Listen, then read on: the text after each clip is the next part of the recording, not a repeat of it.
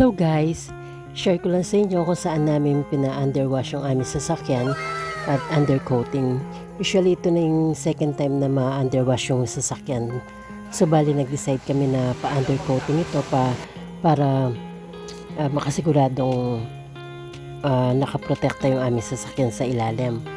So nagbiyahe na nga po kami papuntang San Fernando at nakita ko nga pala ito sa Facebook na may promo sila at affordable yung price nila compare mo sa iba. Dito nga pala sa Rapido.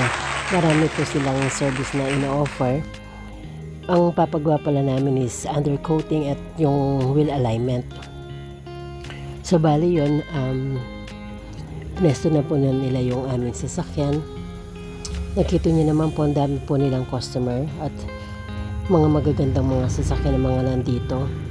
Pwede po kayo mag-stay doon sa office nila kung gusto nyo habang hinihintay nyo po yung sasakyan. So baling pagpapagawa po dito is magpapa-schedule po muna kayo. So last week po kami nagpa-schedule. So kasi namin schedule yung maaga yung 8 o'clock. And nung time na magpapa-schedule kami, afternoon lang po yung available. Hindi namin po kinuha yung slot. So kaya napunta po kami sa next week. Ito na po, nag-start na po silang mag-underwash ng aming sasakyan sa ilalim. So after po nito, papatuyuan and pagkatapos po matuyo doon lang start yung undercoating.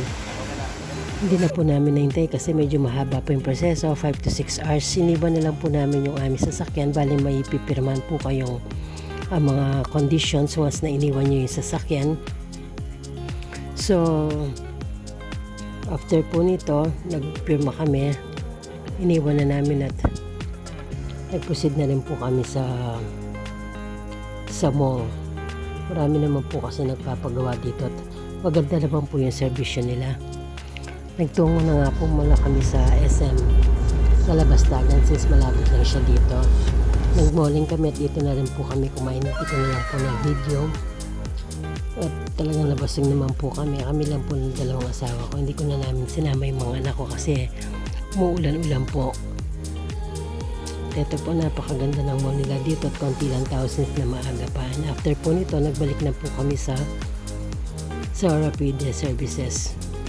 As you can see, medyo kumintab-kintab na po yung sasakyan pero hindi pa po na-wax siya, na-wash lang po siya. So once na wax na yan, lalo po siyang kikintab. Napakaganda po ng service at na satisfied naman po kami. Sa mga gustong po magpa-service, marami po silang service na offer. Yun lang po share ko. Thanks for watching.